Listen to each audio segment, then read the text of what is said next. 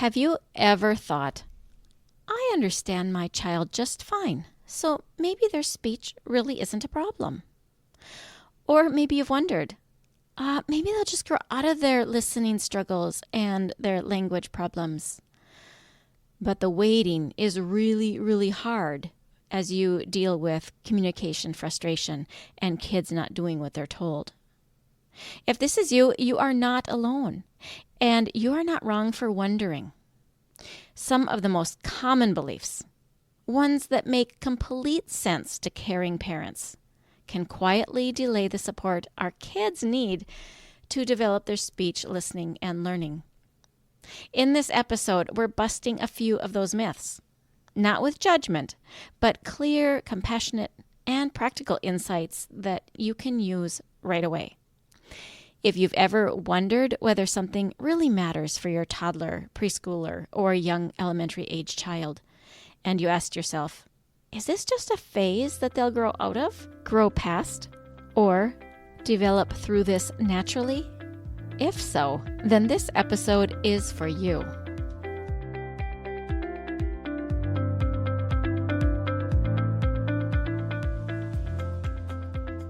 Does your child have a speech-language delay and you really want them to talk?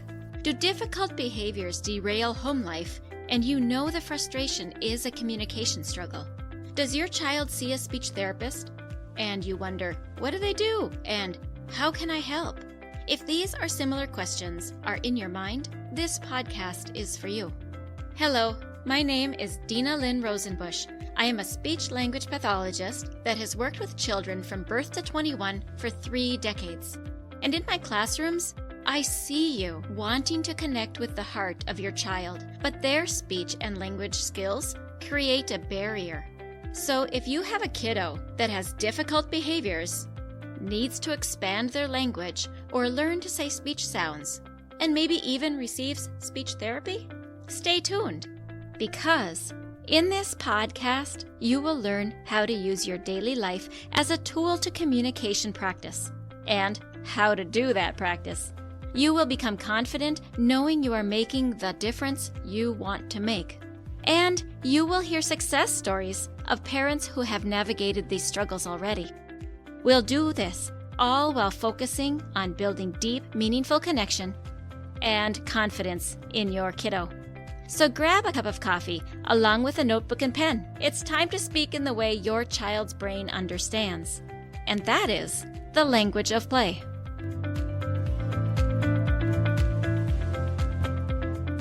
Welcome back, listeners. As is common, I'm going to start this episode by reading a review. This one came from Jan, 52790, who gave 5 stars and wrote on Podchaser. And I have to say, I love that there are more places that written reviews can now be left. So she titles it, regarding episode 245, Toys That Create Calm, Helping Toddlers with Transitions and Meltdowns During the Holidays. She writes, don't wait for the big event before listening to this. Dina Lynn's wise teaching and explanations for how to help our speechless kiddos enjoy new, strange, or loud spaces is good all year long. My 2 takeaways were, 1, don't try to speak with language to a non-speaking child, even if your kiddo can usually speak, but is too overwhelmed to speak in this situation. Switch to play and patience. 2, helping your kiddo move into a calmer space happens by pacing our play, rolling a car or ball so that it slowly moves slower, letting the kiddo's, or maybe your, heart slow down so that your brain can reset and think. Stop now and listen in. I think I'll use these ideas in some way almost every day. Thank you, Dina Lynn, for such good everyday wisdom. Jan, thank you so very much for your input and your review. I so appreciate it. I also hear in this review how my words landed. And in this review, I see that I might need to do a clarification in my teaching.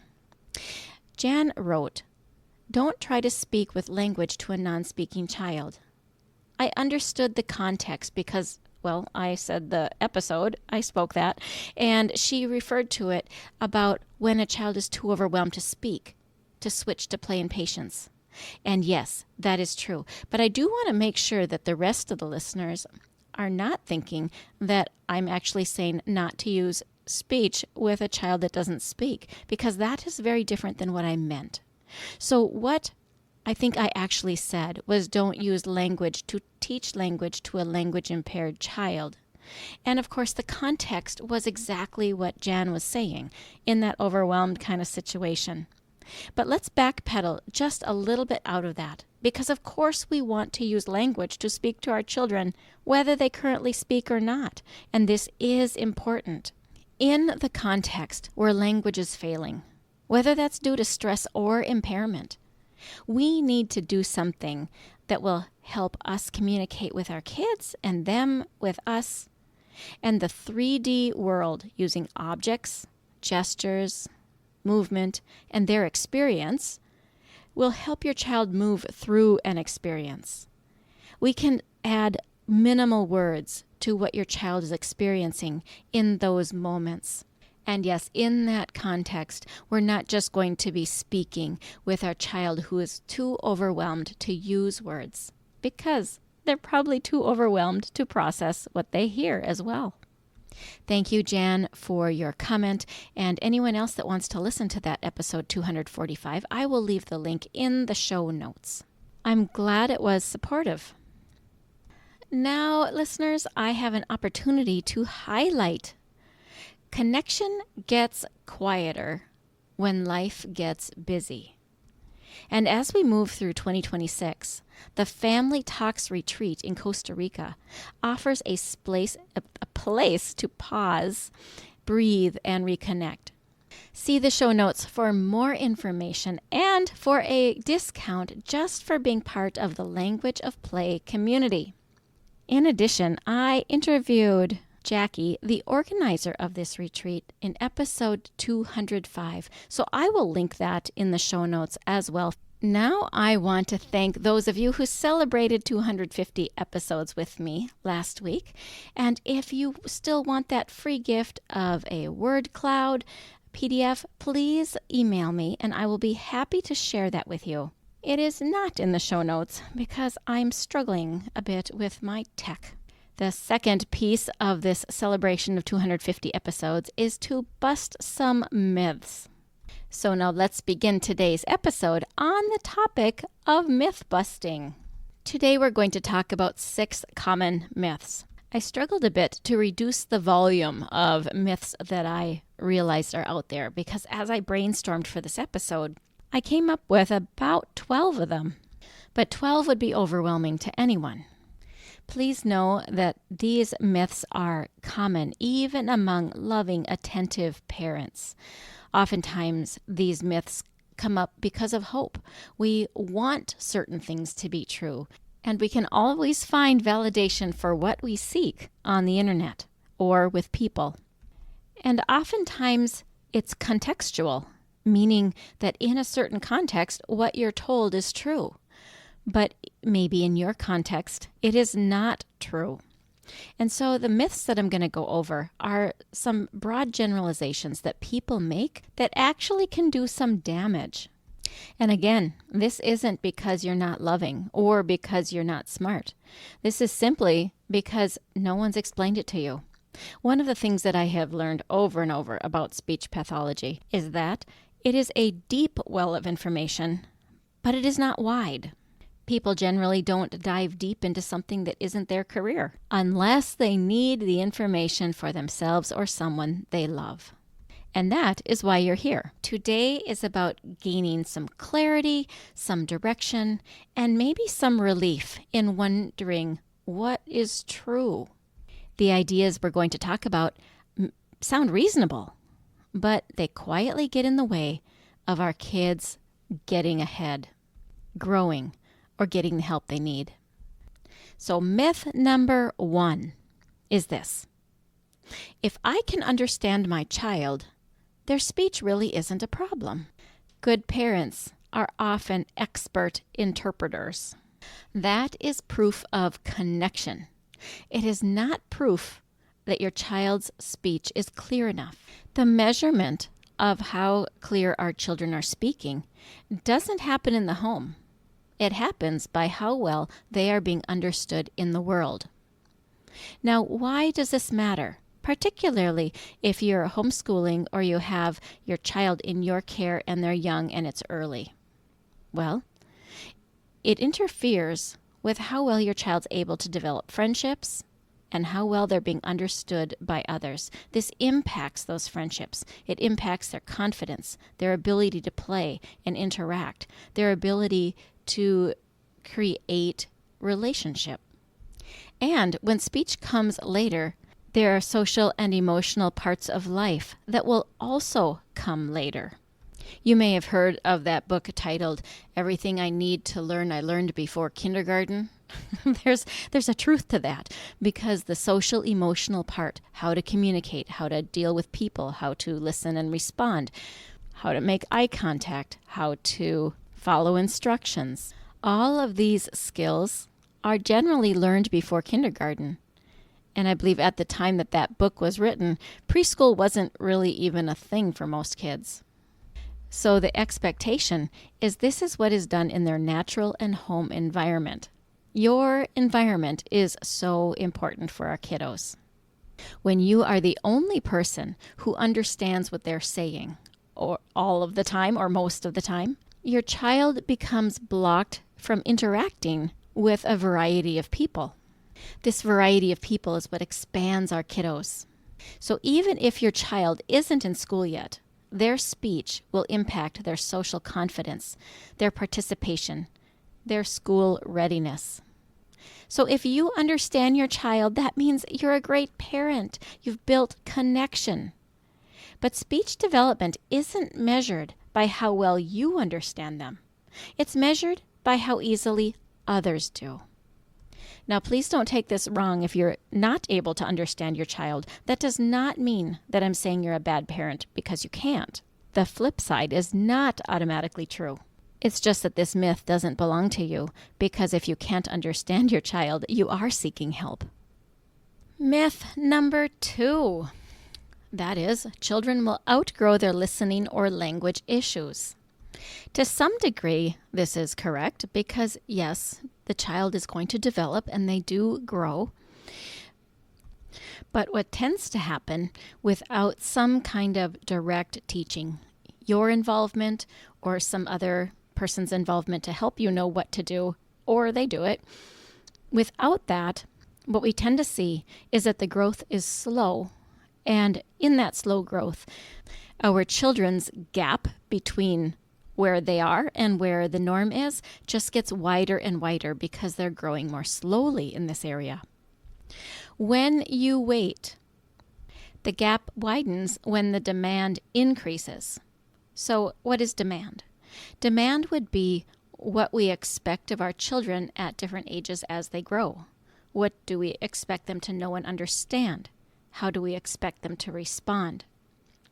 That is the demand that culturally and personally we put on our kiddos, because that's what happens as kids get older. The demand increases, and this is good. Getting support early doesn't mean something is wrong. It means that we're working with the brain while it's most flexible. I sometimes hear parents say that they don't want to rush their child's development. And I'm here to tell you, support doesn't rush development. It supports it. It allows our kids to grow to the potential that they already have within them. What I see over and over again is that when kids get support early, things feel easier for them and feel easier later for both them and for you. One of those ways that life is easier is because the frustration, tantrums, and difficult behavior that comes from communication frustration, it doesn't have to happen. When we open the door to communication for our kids, giving them better listening skills, giving them better language, and language again would be vocabulary, sentence building. How do you connect the dots between what somebody says and what they mean? All of that comprehension and expression of the spoken word. When we increase these things for our kids, we are building their communication. And all of life becomes easier. Then you can put your attention on the things that you want to do and what you want to teach. Now let's look at myth number 3. And that is, if a child can say the words, then they understand the words. I hear parents tell me, well, he said it before. He said it in the right context. He said it more than once. He must understand it. This is logical, and I can understand why you'd say that. But frankly, it doesn't mean that it's true. Our children can sometimes be great at repeating what they hear. And we know this. They use your words in context. They can answer yes without actually comprehending what we said. They can repeat a direction without following the direction. They can even repeat the direction and seem to be paying attention to what they're saying and not compute it. The better thing to do is to watch your child's behavior to know what they actually are processing. Talking and understanding are related, but they are not the same skill. It is deceptive, it is confusing, and very frustrating. But when you assume that your child understands because they have said the words, you're setting yourself up for some struggle. This is the time that you need to lean in with that curiosity and watch their behavior and listen more deeply and see what they get, and then ask them some simple questions to follow the thread of their thought. And this is even more true if you've got a child that is a Gestalt language learner. And for more understanding about what Gestalt language learners are, listen to episode 189. I'll link that in the show notes for you. Imitation, echolalia, scripting are all part of Gestalt patterns. Some children, and this is common among our kiddos with autism, but it can be true for many kids for a period of time, particularly when they are between 1 and 2. They will use imitation. They will echo you. They will follow a script of what they have heard from someone else say in a particular context, and they sound like they really have it. But if you change just one small piece, we find out that they don't. Let's take a look at myth number 4. I've been in this field so long that this one surprises me how common this thinking is. So if this is your thinking, you're in good company. And that is, play is a break from learning. I see this in the classroom. After a particular lesson is taught, and it is a difficult lesson, the wise teacher will allow time for play. And that play could be coloring, it could be active, it could be whatever, something on a totally different topic. The reason this kind of play is so effective is that it allows the brain to integrate the learning that they just did. It allows the mind to relax for a little while on this particular topic, which allows the learning to sink in, even if a child is going to think about something different for a while. Now, when you put that into your own home as a lifestyle, you can reframe play as integration, as practice. For young children, kids learn how to turn take, problem solve, be flexible in their language, and regulate their emotions in play. Play is the natural environment for learning language. Whether your children are playing with blocks, doing imaginary play, maybe they're playing cars or with a kitchen, rough and tumble, any number of things. When your child is in that environment, this is the natural learning environment for language. For young kids particularly, this is the space where you become heavily involved. Even if you don't particularly like the activity that your child is playing, the conversation of you showing interest and them hearing words, structures of sentences, and to feel seen and validated, all is part of the language development. Plus, when you notice exactly what they need to learn, such as Maybe they don't know past tense verbs. Then you can stick those into the pretend play and give them continuous bombardment of the correct structure of speech that you want them to hear. Maybe it's a particular sound. Maybe it's showing your children how to interact when you take two stuffed animals and have the stuffed animals role play what just happened, but the animals are going to do it the right way. The children learn, and they don't need to have your finger pointed at them. They learn better when they're calm and not defensive. So when you use the playtime, you get to teach anything that you see that they should be learning. It's your most powerful thing to do. Play is essential. It's critical. It is what a child must have to grow up well, healthy, and believing themselves capable. All right, let's move on to myth number 5, and that one is talking more helps kids understand better. Now, this isn't something that I hear parents say, but it is something that I see them do. For example, a child might be doing something that the parent does or doesn't like, and the parent is going to impart their wisdom to the child, giving them all kinds of reasons and rationales why this particular thing is good or not good, so that the child learns all facets. Now, the intention is right. The intention is good. The idea of it is nice, but it doesn't work. Your practical takeaway on this one is going to be clarity helps more than quantity. If you say one short, small thing to the child that directs them in the direction you want them to go, you're going to get more bang for your buck. The big explanations that I just described don't even work in the teen years, unless you're actually in conversation and you're not just talking. More words are going to overload processing abilities. And more often than not, our kiddos shut down when the language overwhelms them at every age. So little kids for sure, and middle elementary and high school, heck, even as adults. If you hear a lot of talk at you on something that you either don't want to hear any more of, or it's just hard to understand, everybody starts sounding like Charlie Brown's mom. We can't stay tuned in even as adults. If you want your child to understand better, you speak with them the way their brain operates, which does mean you will be listening more, and you will be curious, and you will build connection, and you're not just talking at them. It's interesting because this is a myth that people have to self-identify their own behavior with. When I talk about it, everybody seems to say, well, of course, I know that. So ask somebody outside of yourself, do I do that? And they will probably point out in which areas of life you do that. Even as much as I know that, there are certain areas of life that I get excited and I do that. And then I lower my head and think, oh, my son was the first to reveal that to me when he was about 4. All right, let's talk about myth number 6. And the final myth we're going to talk about today, but not the only myths there are. There are many.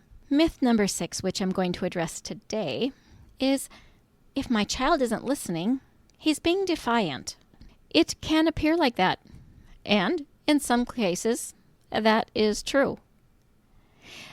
I want to suggest that if you err on the side of believing in your child, that they are going to come that direction towards you because they will feel believed in. The normal response that we humans have is to move towards somebody who believes in us. So even if they are being defiant, you do not always have to treat it as defiance. It often looks exactly the same, but the motivation can be different. This is why you can still treat it as if, and you get more bang for your buck. The reality with our little kids is that behavior is not the same as ability. And your ability to listen is going to depend on the environment and how well you process and how well you're going to regulate yourself. Now, what does that mean? Well, in the younger kids, that environment might include changes, transitions from one place to the next, something unfamiliar. It could also mean that they're cold or they're hungry or anything like that. All of that impacts regulation. Regulation is, how well do I manage my emotions? How well do I manage the feelings that I have and still move into doing what I want to do and be who I want to be? Our kiddos certainly don't think of it in those words, but it is part of teaching them that they get to be who they want to be. Do they want to be a good listener? Do they want to be happy and joyful? Do they want to be a big kid? Let's consider processing with the last myth in mind. If you give your child too many words, or an unfamiliar environment when you gave familiar words, or if they have something else going on with regulation or environment, or they simply don't know the information, and you give words to them, too many words, they simply aren't processing. It's not about defiance. They will nod because that's what children do. You ask if they understand, they'll say yes, but that does not mean that they understand. Our children are taught to agree, and they naturally will agree that way. Their behavior will let you know if they processed it correctly. Just yesterday, I said to a little boy in the classroom to hand me a particular toy that was on the floor near his feet. He picked up the toy and he put it away in the bin that was next to him. This is a perfect example of processing. That child processed what was familiar to him, but he did not actually process the words that I spoke.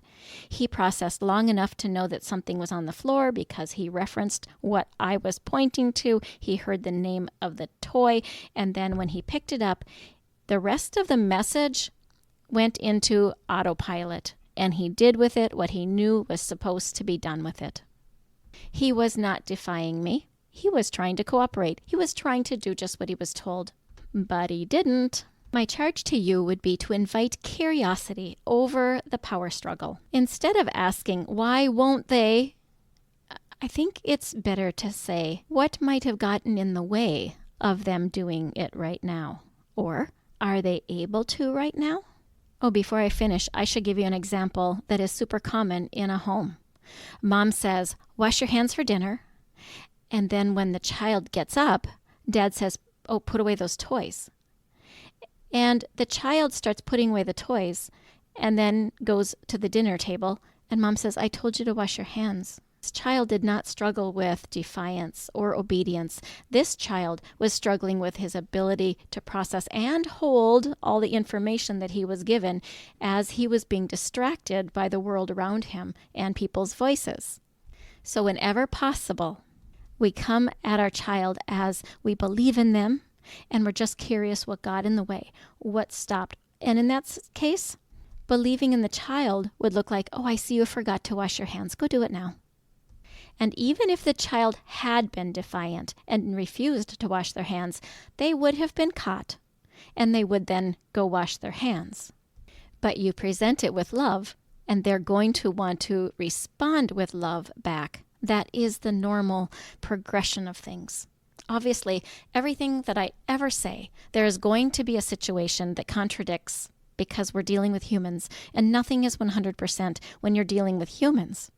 But most of the time, this is true. So let's wrap up this episode now. The myths we talked about today are, first, if I can understand my child, their speech isn't really a problem. 2, kids will outgrow their listening and language issues. 3, if a child can say the words, then they must understand the words. 4, play is a break from real learning. 5, talking more helps kids understand better. And 6, if my child isn't listening, they're being defiant. I think these myths persist because parents, loving parents, are really doing their best, but you have incomplete information about a deep and narrow topic, which would be language development or speech development.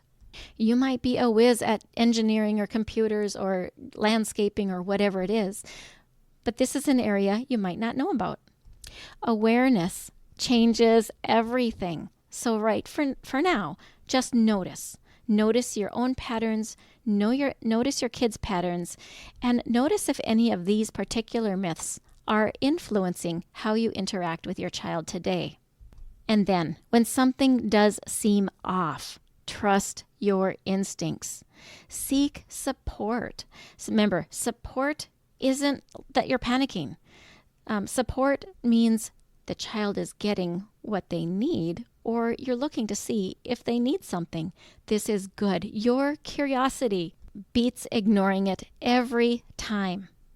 And there is a link in the show notes where you can schedule yourself a call if you just need to talk about it for a little while and say, does this pertain to me? Does this pertain to my child? And what should we do about it? Parents of young kids are often afraid that they are getting into something that they can't stop, that they're starting down a roller coaster and they don't know what's going to happen at the end. I'm here to tell you it doesn't matter what you've taught your child already or what supports or involvements you might get into. You are free to stop and start and change along the way. Just explain it to your kid. Tell them what you're doing briefly and why you're doing it briefly. So remember, when we replace our myths with understanding, our kids don't just improve, they feel safe. They become more capable. They become more connected to you. So notice, support yourself, and be curious. Remember to check the show notes for the many things we talked about today. And remember, I'm always cheering you on.